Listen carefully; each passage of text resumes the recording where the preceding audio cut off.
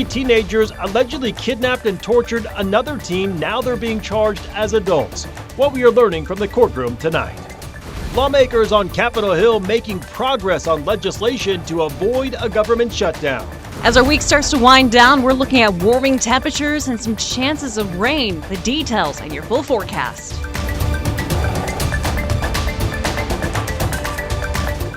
Good evening and thank you for joining us for KREM 2 News at 5 tonight. I'm Mark Hanrahan. Three teens are sitting behind bars tonight accused of torturing another teen. The three suspects face a judge for the first time today, and KREM 2's Christian Garza dug through court documents and has more now on the allegations.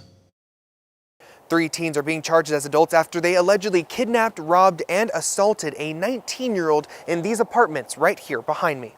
Aiden Stoddard, Sean Bowers Schaefer, and Juelz Ocampo faced a Spokane County commissioner for an incident that allegedly took place at the corner of Mayfair Street and Mayfair Court in North Spokane. Court documents show a 19-year-old told Spokane police he was lured to an apartment on Mayfair Street where he was later dragged inside, tied to a chair, and beat. He says a knife was held to his throat and guns were pointed at his head and body. The victim told police he was also stripped of his clothes. He says the defendants took things like his Air Jordans, jacket, and BB gun. Documents show videos and pictures of the incident were sent through social media to the victim's ex-girlfriend.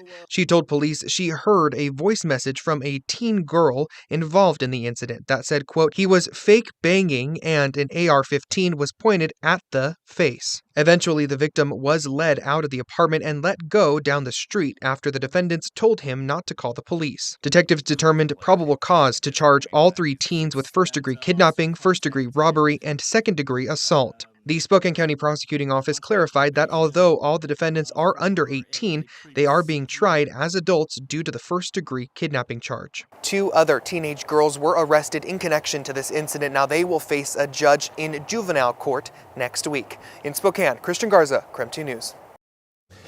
We are learning new information about a shooting in North Spokane. One person was hurt and the search is on for the shooter tonight.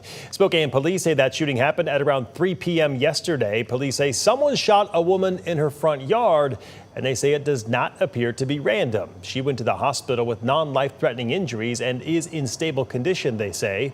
Police cleared the area at around 6 last night, but they still have not found the shooting suspect or arrested anybody. So if you have any information about the shooting, you ask to call Crime Check at that number right there at the bottom of your screen. Coeur d'Alene City Council is considering dissolving the city's parking commission, as staff says they meet monthly but have little work to do. The committee agreed to recommend that City Council adopt several changes to the municipal code regarding parking, including repealing the chapter that established the parking commission. If dissolved, the money in the city's parking fund will remain under control of City Council. The U.S. Conference of Mayors and American Beverage Association awarded the city of Spokane a $200,000 grant to expand Spokane's Youth Wellness Zone. The Youth Wellness Zone is a youth-led initiative that empowers students to define wellness, identify priorities, and develop strategies to support mental health. With this grant, the UWZ will expand its reach through additional staff, expanded youth participation partnerships with local businesses and community organizations, and further support the launch of student-led initiatives. More electric vehicle charging stations will be humming across Washington. The Department of Transportation says more than $12 million will be spent building them all across the state. Here's a map of where those new charging stations will be in 14 communities along highways 90, 97, 195, and 395. The state says the new stations will fill key gaps in the charging network and make traveling more convenient. All right, let's get our first look at the forecast on this Thursday evening at 5 with KREM 2's meteorologist Cody Proctor in for Jeremy tonight. Cody, man, just no luck on the weather front if you're a skier or boarder. Just snow is not arriving this winter. Yeah, and as we head into the weekend, we're not looking to see much when it comes to mountain snow. We have been getting precipitation. It's just been more in the form of rain, and that's pretty much the case what we're looking at as we head into tonight as well. Taking a live look outside over at Silver Mountain, at least if you are a skier or snowboarder, just take a moment to enjoy the snow that you do end up seeing with some of our weather shots right here. We're currently at 37 degrees over the Spokane Airport, winds coming out the southeast at 3 miles per hour. Temperatures right now across our region mostly into those 30s at the moment. Moses Lake is our warmest at 38 degrees. Around our region, looks like visibility continues to drop around Sandpoint, so keep that in mind that it could be a bit tough if you're driving through that area at the moment. We're keeping track of that moisture that's expected to move closer to, as from what we're seeing, next 12 hours, expect those overnight chances of rain in your forecast the next 3 days.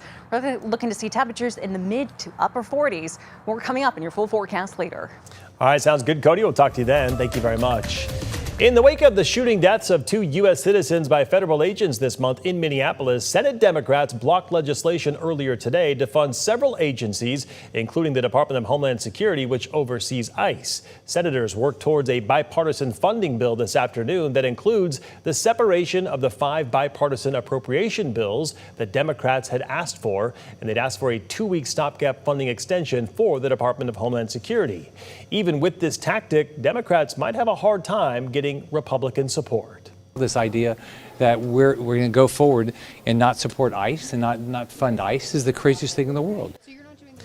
Senate GOP leadership is now taking steps to schedule a vote for later tonight. Any changes to the legislation will have to go back to the House for approval.